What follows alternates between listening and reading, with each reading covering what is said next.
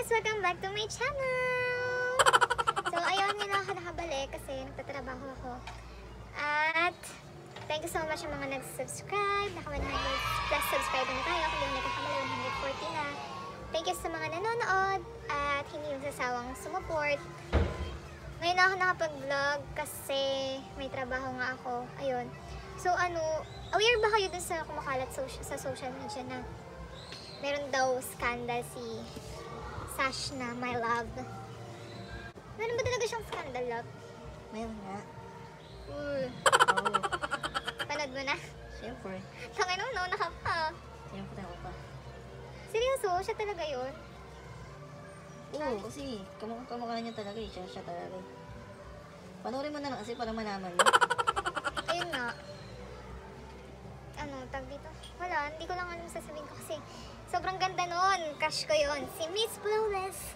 Tsaka puti-puti niya kasi. Tsaka gusto ko yung balat niya. Tapos yung may mga din siya. Kasama si yung isang vlogger na si Jomar. Yung pag nag-acting siya, bet ko siya. Ganun. Sana hindi totoo.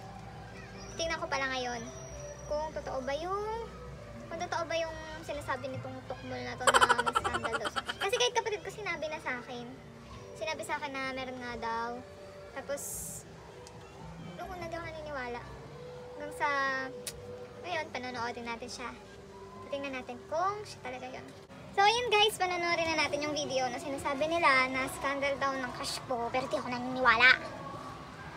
So ayun, pasensya na sa background. Meron tayong background ng nagliliga sa labas.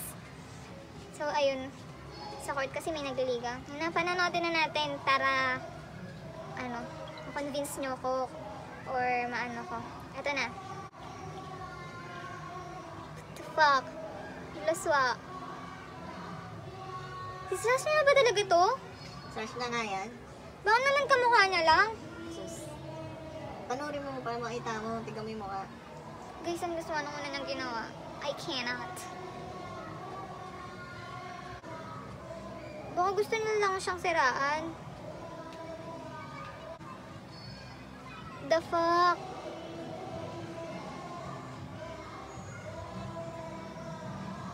Oh my god, guys. Ang laswa. Alam mo yun? Akala ko may kapartner siya dito, pero matatapos na yung video, pero siya lang mag-isa. Parang, alam mo yun, parang may pinapasaya lang siya na tao. Pero hindi ako naniniwala sa Sash na to.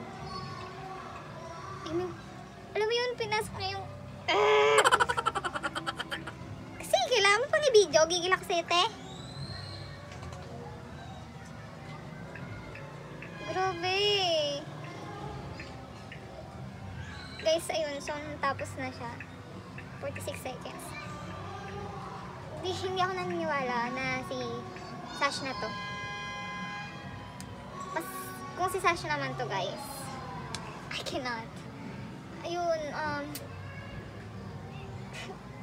di ko matanggap. Boy, di ko matanggap. Ayaw maniwala. Hindi ko kasi ma-imagine na gagawin niya yun. I mean, syempre, alam niyang may reputation siyang, may reputation siyang inaalagaan. Ingatan? Hindi ako naniniwala, baliw. Bakit crush mo ayaw maniwala? Hindi. Hindi siya yun, ba? Grabe naman. Siya nga. Hindi siya yun. Hindi siya yun. So, ayun guys, kayo na bahala kung maniniwala kayo. Hindi. Ako kasi, ayoko maniwala na si Sash na yun.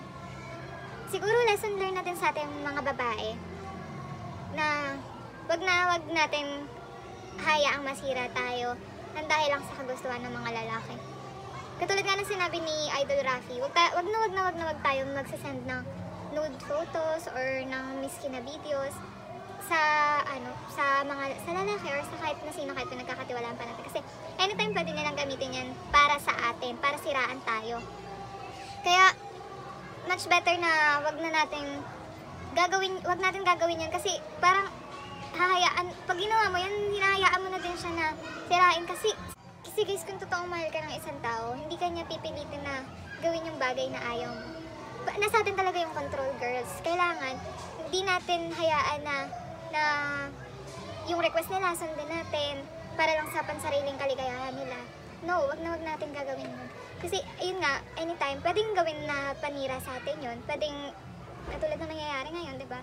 Kahit naman na ang magkasama sa skandal, lalaki at babae. Pero babae lang nababash, di ba? Aminin nyo yun. Babae lang yung laging masama, babae lang yung, kaya siya babae ka, bakit hinayaan mo na ganito, ganito. Ayun nga, ba't nga kasi naman natin hinahayaan, di ba? So, sa susunod, wag nyo hahayaan na videohan kayo or pagsendin kayo ng nude pictures, ganun. Kasi, kasiraan natin yun, guys. Ayun. So, yun, guys. Mag-comment na lang kayo kung naniniwala kayo or hindi. Basta ako hindi ako naniniwala. Sana magtanda na tayo, girls. Nalugi tayo sa mga ganitong sitwasyon. Kaya wag natin hayaan. Nalamunin tayo. Pagmamahal lang natin sa kanila kaya ginagawa natin yun. Maging mas mautang na tayo kaysa sa kanila. Yun lang. Please don't forget to like, share, subscribe, and click the notification bell para ma-update kayo sa mga next ko pang video. Bye-bye!